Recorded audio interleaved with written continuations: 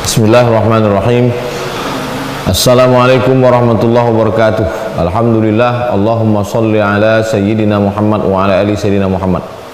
Bang Alvin Firdaus beserta seluruh tim yang ada di Pontianak, tim yang ada di Riau, Bapak Ibu, Abang, Kakak, Adik, sahabat, jamaah hijrah bersama Ustaz Abdul Somad, mudah-mudahan semuanya dalam keadaan istiqomah iman dan Islam, sehat badan, zahir dan batin, diberikan ketenangan hati dalam zikir, memiliki hati yang bersyukur, lisan yang berzikir, fikiran senantiasa khusyuk takut kepada Allah Subhanahu wa taala.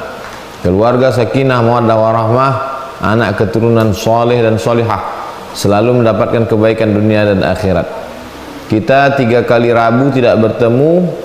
Alhamdulillah, Selasa malam Rabu ini berjumpa, dan besok subuh akan dilanjutkan dengan kajian kitab Riyadhus Shalihin. Sebagaimana biasa, malam Rabu kita bertemu dalam kajian online Hijrah Bersama UAS, dan subuh Rabu kita mengkaji kitab Riyadhus Shalihin. Mudah-mudahan kita istiqomah insyaallah. Amin ya rabbal alamin. Yang akan kita bahas malam ini adalah surat disebut dengan surat Al-Asr, yang selalu dibaca pada khutbah kedua hari Jumat.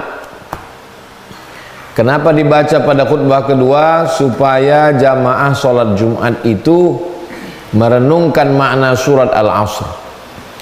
Dan biasanya setelah berpisah dalam satu pertemuan, sebelum membaca atau setelah membaca doa kafaratul majlis, sebelum berpisah, akan berpisah, biasanya membaca surat Al-Asr. Gunanya untuk apa? Supaya direnungkan maknanya, merasuk ke dalam hati dan pikiran, mempengaruhi cara berpikir dan berbuat. Surat Al-Asr ini, kata Imam Muhammad bin Idris Asy-Syafi'i, Imam Syafi'i, seandainya Allah hanya menurunkan satu surat saja, surat Al-Asr, lakafa artinya cukup. Seandainya tidak ada surat-surat yang lain, surat Al-Asr saja itu sudah cukup. Mengapa begitu ungkapannya? Begitulah makna besar yang terkandung dalam surat Al-Asr. Poin pertama, a'udzubillahi minasyaitonirrajim. Sebelum membaca Al-Quran, kita dianjurkan untuk ta'awuz. Bunyi ta'awuz, a'udzubillahi minasyaitonirrajim. Idza qara'tal Qur'an, kalau engkau membaca Al-Quran, fasta'iz billah, maka minta perlindungan kepada Allah, supaya jangan sampai ayatnya benar tapi maknanya dirasuki setan. Banyak orang-orang liberal, sekuler, komunis, ateis, bahkan tidak Islam, membaca ayat Quran tapi dipelintir maknanya. Ayat Al-Quran untuk melegitimasi perbuatan haram. Ayat Al-Quran dijadikan sebagai stempel pembenaran, bukan mencari kebenaran. Na'udzubillah. Supaya jangan sampai otak kita, pikiran kita ini disesatkan setan, maka sebelum membaca ayat Quran, ayat mana saja pun, a'udzubillahi minasyaitonirrajim. Kalau ayatnya di tengah, tidak perlu membaca bismillah. Kalau baca bismillah bagus, kalau tidak baca bismillah tidak apa-apa.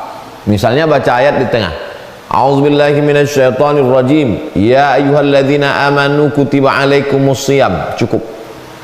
Tapi kalau dia di pangkal surat, dibaca basmalah. Ta'awuz bunyinya a'udzubillahi minasyaitonirrajim. Basmalah bunyinya bismillahirrahmanirrahim. Fungsi basmalah di awal surat itu sebagai pemisah antara surat sebelumnya dengan surat setelahnya. Surat Ad-Duha, setelahnya itu adalah surat Alam Nashrah. Maka pemisah antara Ad-Duha dengan Alam Nashrah, di tengah ada Bismillahirrahmanirrahim. Dia tidak termasuk dalam surat. Maka kalau kita buka Al-Quran, Bismillahirrahmanirrahim, kosong, tidak ada angka 1. Yang ada angka 1 pada Al-Fatihah.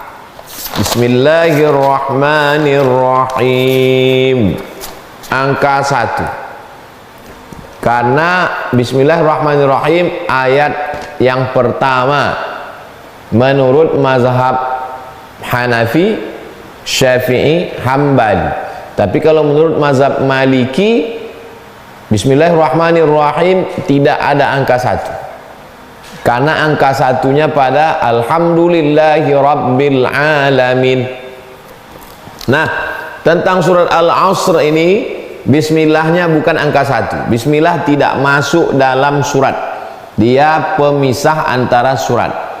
Makanya imam kalau membaca jadi imam, ghairil maghdubi alaihim waladdallin, amin. Tiba-tiba ada imam yang baca Bismillahirrahmanirrahim, wal asri, wal asr. Itu imamnya memakai mazhab Syafi'i.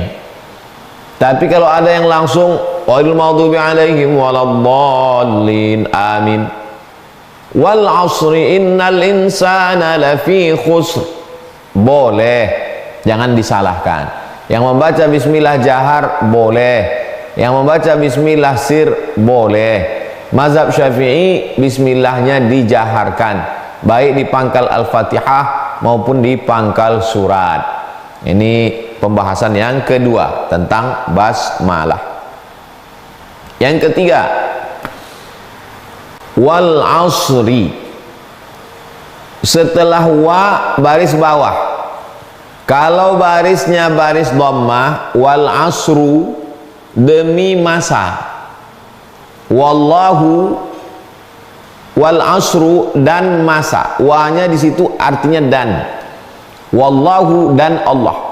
Tapi kalau baris bawah, wallahi, itu artinya demi Allah.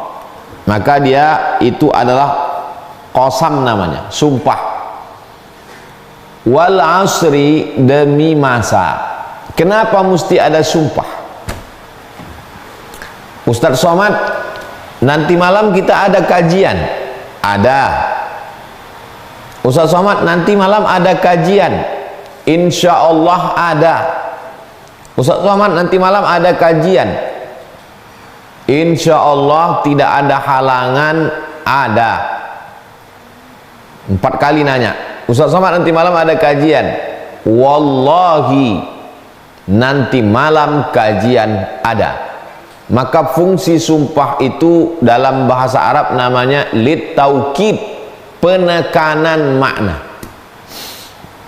Biasanya Allah bersumpah menggunakan makhluknya untuk menekankan makna apa setelah ayat tersebut.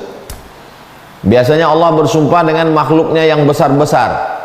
Allah bersumpah demi matahari, wasyamsi wa duhaha.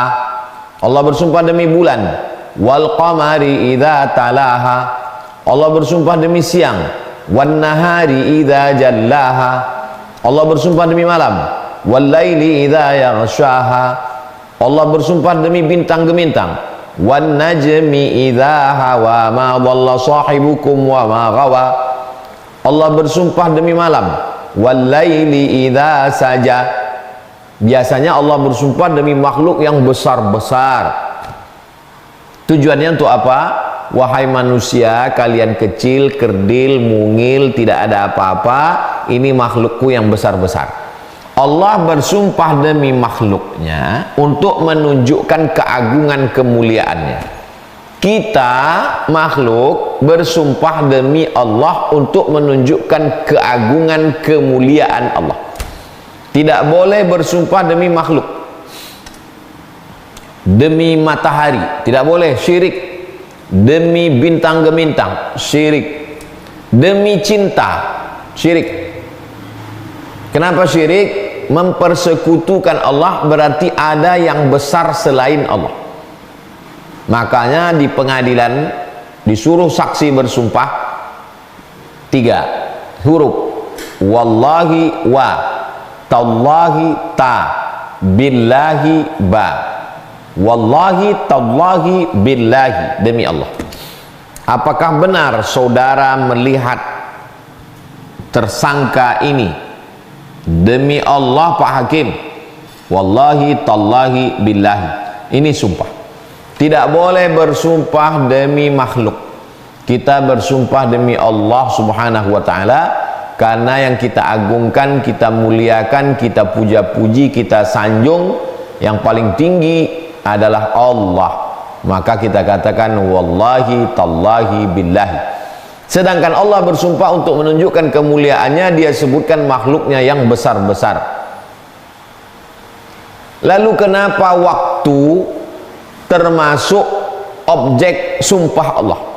Untuk menunjukkan bahwa waktu adalah sesuatu yang besar dalam pandangan Allah. Berapa kali Allah bersumpah demi waktu? Allah bersumpah demi waktu sebanyak 6 kali. Diawali dengan waktu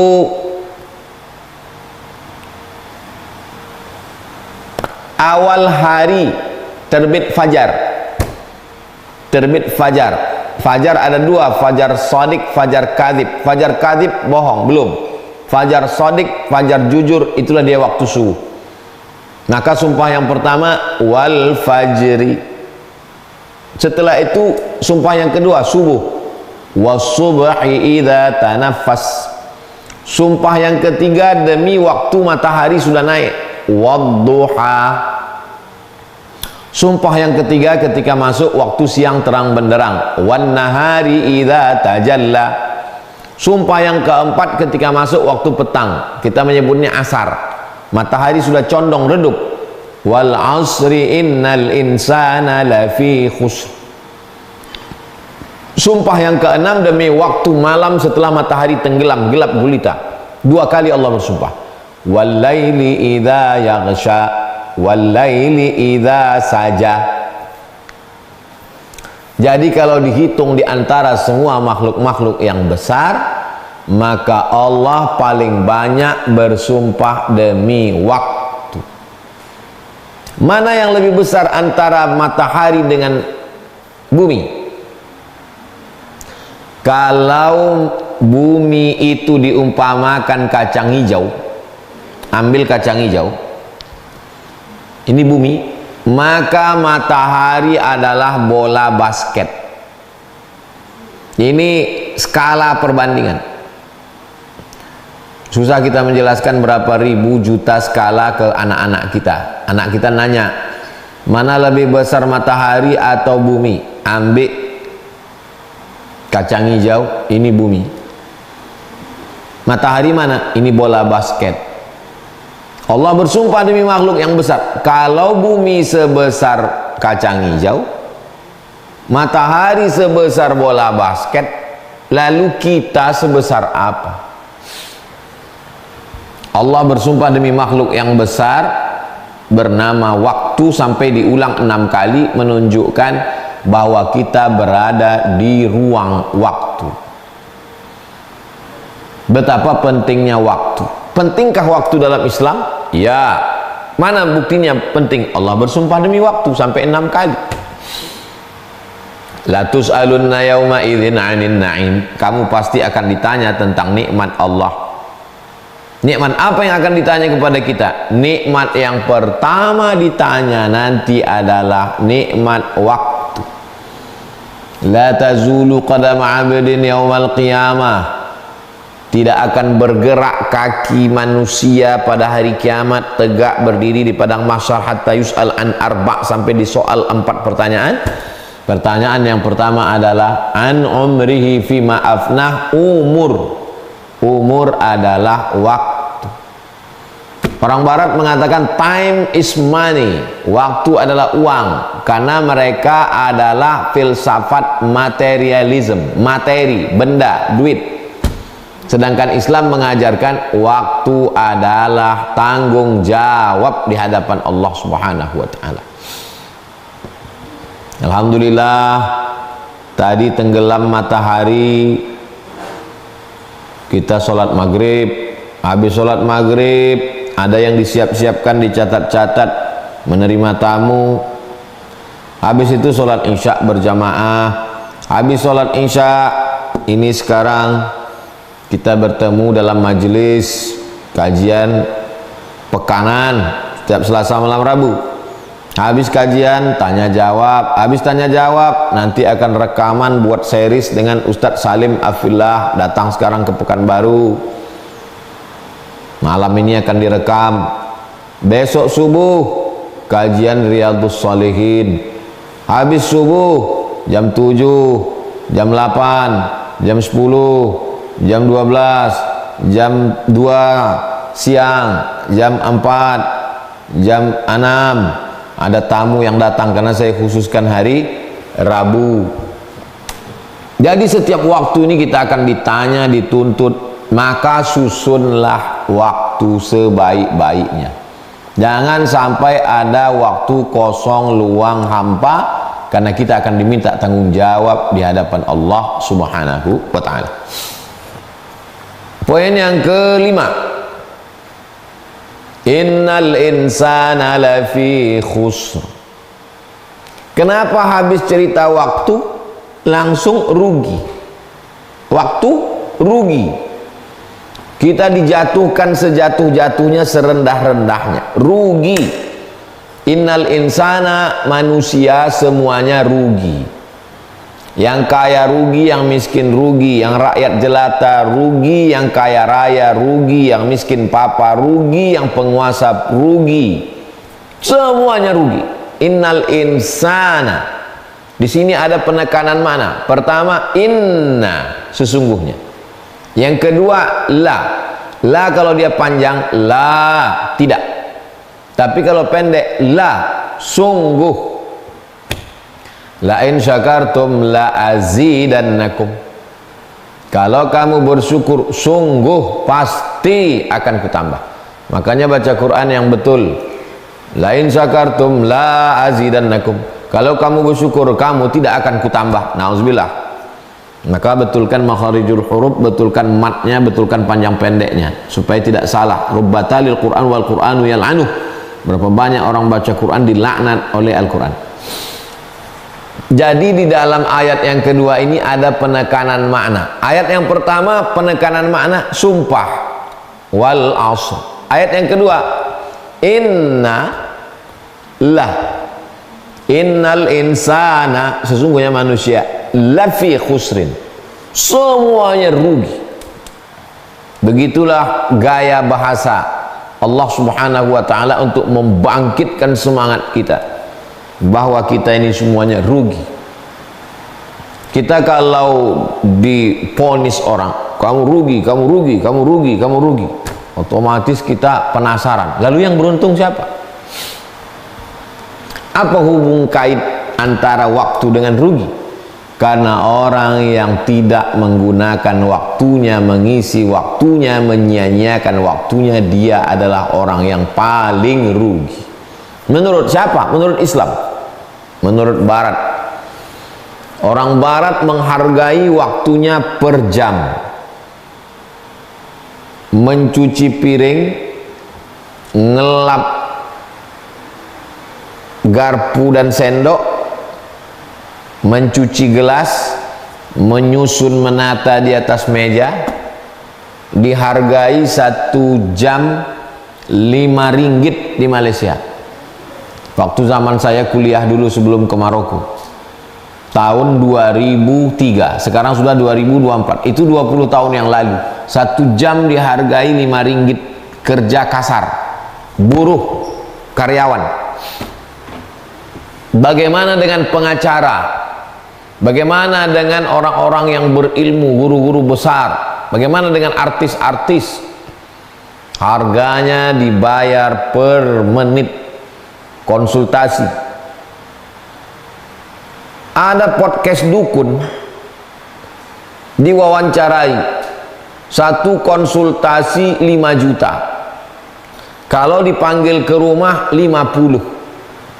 Waktu. Padahal penipu, pembohong bekerja sama dengan jin hantu setan. Begitulah orang menghargai waktu. Orang Barat prinsipnya time is money, waktu adalah uang. Habis waktu berarti hilang uang. Maka dalam Islam diajarkan innal insana lafi khusr, waktu kamu semuanya adalah rugi.